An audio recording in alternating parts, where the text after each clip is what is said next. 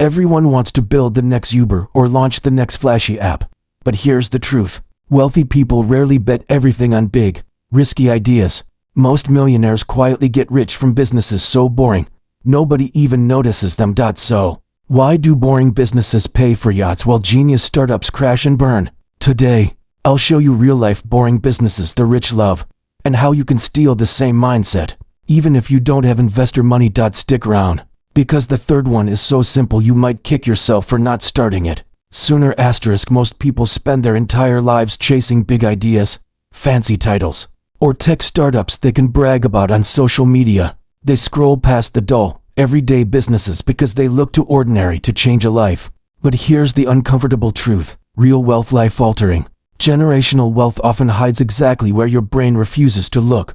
There's a reason why families that quietly run laundromats, tow trucks, or air filter companies pass down more wealth than those chasing the next viral app.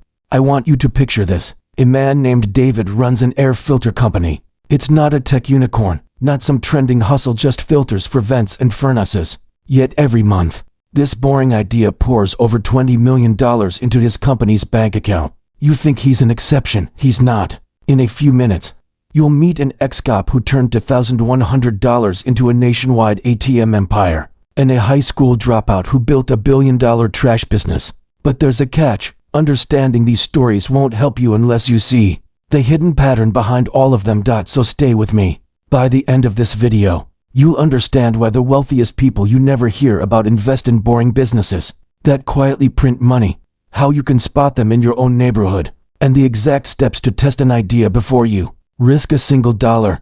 Most people won't make it to the end, but you will, and you'll see what they miss. David didn't grow up with money. He didn't invent anything revolutionary or pitch investors in glass towers. What he did was far less glamorous. He sold clean air to ordinary American homes. While his friends debated stock picks and crypto swings, David quietly focused on the one thing nobody brags about at dinner parties: air filters. Today, Filter B moves over $20 million a month in pure, predictable revenue. Some call it luck, some call it timing. They're wrong. It's design. Here's what most people overlook. David doesn't fight for attention. He sells something every house needs, whether the market is up or down. Recession?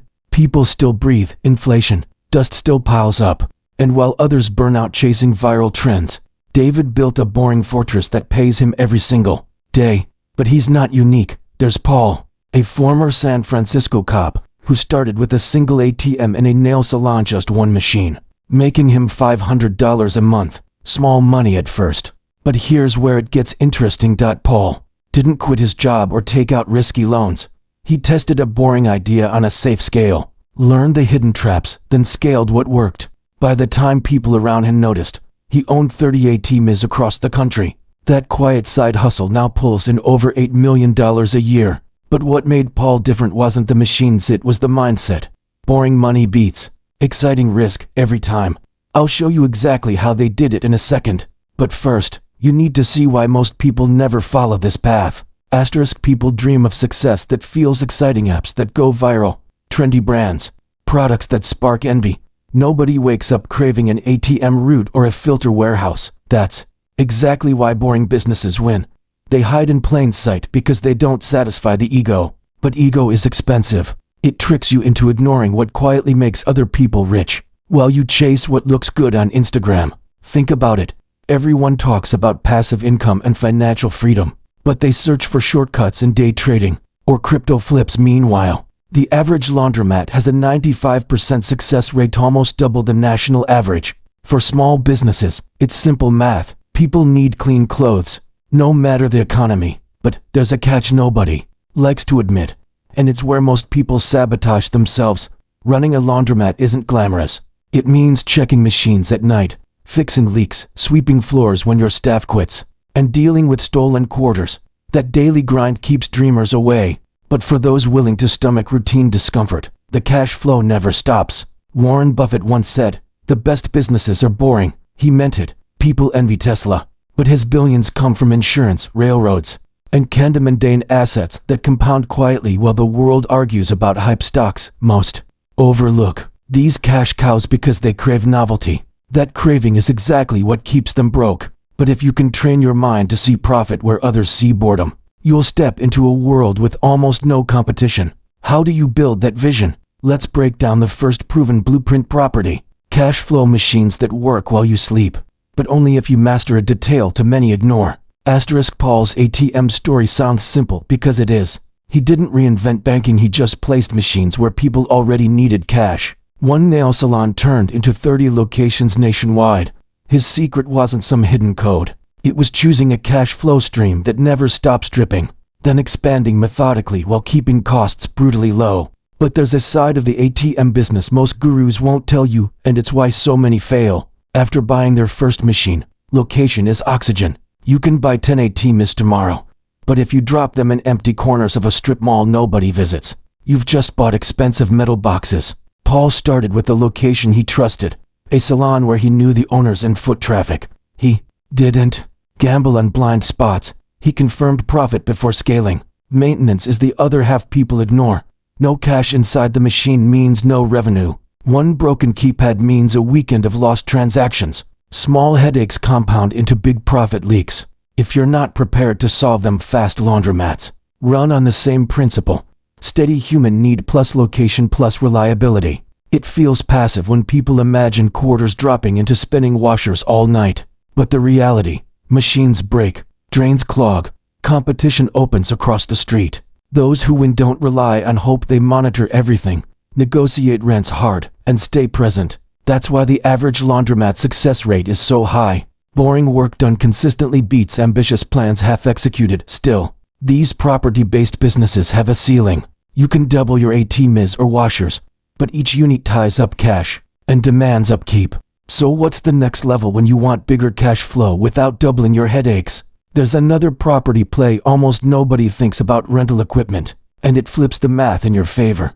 But before I show you how it works, remember this: every dollar in property businesses lives or dies by how disciplined you stay. With locations and maintenance, lose focus here, and you lose money quietly, relentlessly.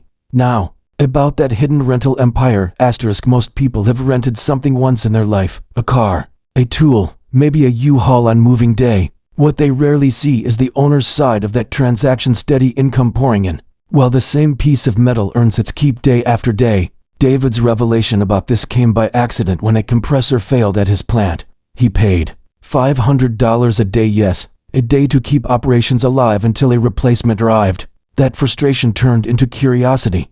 How many businesses bleed cash daily because they don't own critical equipment?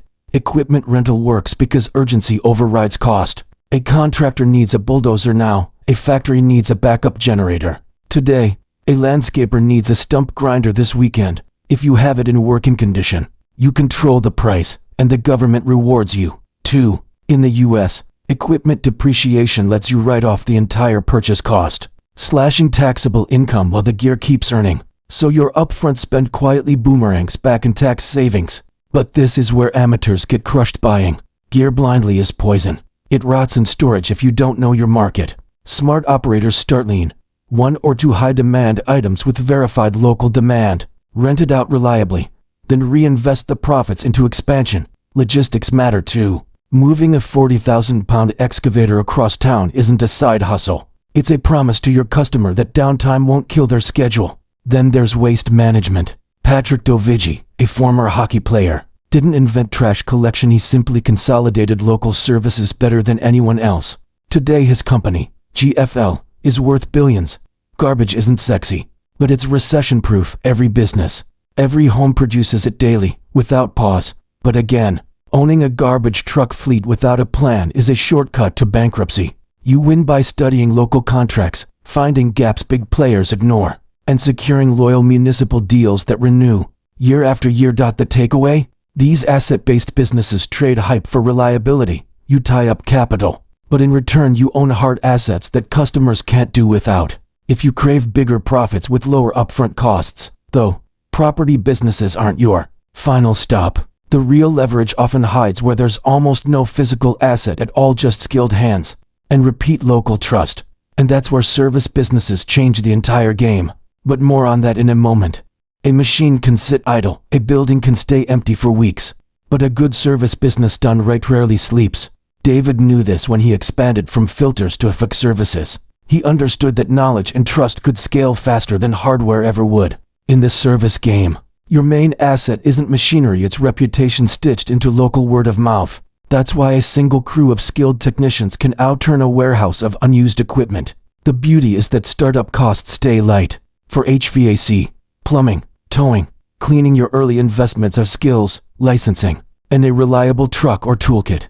Cash flow arrives quickly because you solve urgent headaches: no heat in winter, flooded basements, cars stranded at midnight. Remember that tow truck king in Talladega? He barely finished middle school, but built a small empire rescuing broken down semis on rural highways. His trucks earn thousands a night because every minute a rig sits still, a freight company loses real money. He positioned himself as the only quick solution for miles. Still, here's the trap. Service businesses are easy to enter, but hard to dominate. Plenty of amateurs crowd your space with low prices and sloppy work. The winners, they become local legends by doing one thing exceptionally well, then replicating it block by block. Domino's didn't start as a global pizza brand, it perfected delivering hot pizza to drunk college students in a single Michigan town. That obsession with speed and consistency built the blueprint that franchises still copy today. Technology has only made this easier. Most local services waste money on radio ads or billboards, while ignoring how a single local Facebook campaign can flood a calendar with new jobs. But don't assume marketing alone saves you. If you disappoint once, bad reviews bury you. That's why smart operators spend the first months on the ground, doing the work themselves, mapping every step, and then training others to duplicate it without cutting corners. The lesson is blunt: when you control a repeatable service that neighbors can't live without, you build a cash machine more durable than any building or truck fleet. But before chasing any of this, you need a reality check, one filter to separate fantasy from sustainable profit. And that's where a real-world validation checklist comes in. Give me 2 minutes to break it down for you. Every success story you've heard so far hides the same discipline behind it: ruthless validation. Paul didn't buy 30 ATMs on day one. David didn't build a massive HVAC team before proving people would actually pay. Even the tow truck king knew the demand before buying his second rig. But most rookies flip this order: they dream big, spend fast, and only later discover they guessed wrong. Your first filter is cost control. John, a window cleaner I met at a small business conference, started with nothing but a squeegee, a bucket, and cheap soap. He cleaned bank windows himself, pocketed every dollar, and reinvested slowly. Today, his company clears $10 million in annual revenue at 40% net margin. No VC money, no debt spiral. He owns it all because he stayed lean until scale made sense. Second, sell before you build. David's filter empire didn't start with factories and trucks. He drop-shipped low-margin filters just to test if strangers would buy online. Only when he saw consistent orders did he commit serious money to manufacturing. This alone saved him from gambling his family's savings on a hunch.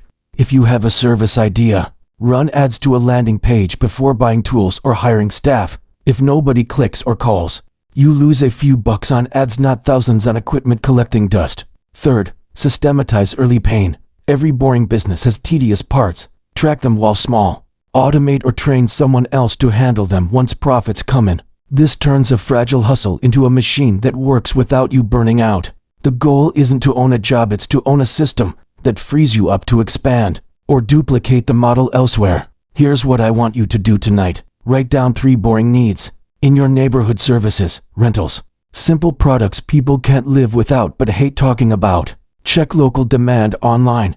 Test interest with an ad or a simple flyer. Spend less than $200 proving real people will pay. If they do, you have a seed that can grow quietly into your version of Paul's ATMs or David's filters. Most people skip this checklist because it's not exciting, but excitement doesn't pay your bills, validated boredom does. One final thought before we wrap this up: how you handle this next 24 hours might quietly decide whether you stay stuck, dreaming, or start building a cash flow fortress of your own. Let's close with a perspective shift that only makes sense once you've seen behind the curtain. You've now seen behind the curtain boring businesses nobody brags about, but everyone depends on. They work because people crave convenience and reliability more than novelty. David's air filters, Paul's ATMs, John's squeegee, these aren't accidents. They're proofs that real freedom often hides in tasks so dull they scare away ego-driven dreamers. But there's a brutal truth here. None of this matters if you walk away inspired but unchanged. You can binge more videos, scroll past more headlines about the next big trend, and stay exactly where you are. Or you can write down that local need tonight, test it this month, and build something so steady that no recession or algorithm can kill it. Most won't act, they'll wait for permission or the perfect plan. But permission never comes and perfect plans don't exist. Paul didn't wait for a flawless model. He placed a single ATM where people needed cash and watched reality prove his bet right. David didn't wait to feel ready. He sold filters before he ever built a factory. If you stayed with me until now, you've already done what most won't. You think differently. That's your edge, so prove it. Drop a comment below saying, I choose boring. If you're done chasing shiny distractions and ready to build cash flow nobody can see, but everyone envies. And if this opened your eyes even a little, share it with one person who keeps talking about getting rich but ignores the simple truths, hiding in plain sight. You've wasted enough time searching for shortcuts. Now go build a fortress your future self will thank you for quietly, consistently, and free from anyone's permission but your own. Asterisk one day you'll look back at this moment maybe from your own small office. Maybe while checking the profit from a single ATM. Maybe while hiring your first crew to handle jobs you once did alone. And it'll hit you. None of it was complicated. It was boring, predictable, repeatable. But that's why it worked. People will ask you for your secret. They'll expect some hidden hack, a course, a guru's trick. You'll smile because you'll know what they don't. The real edge is staying consistent when others get distracted. It's saying yes to unsexy cash flow and no to ego traps that drain you. Tonight, keep it simple. Rewatch this if you must. Write down your boring idea. Validate it. Test it for pennies before you bet your future. And remember, the wealthiest people you'll ever meet are the ones you rarely notice, because they're too busy running quiet empires nobody talks about. You made it to the end. That alone sets you apart. Now protect this edge. Live it. And when you're ready, I'll be right here to show you how to scale it to something even bigger. Until then, stay boring, stay steady, and let your results speak so loudly you never have to.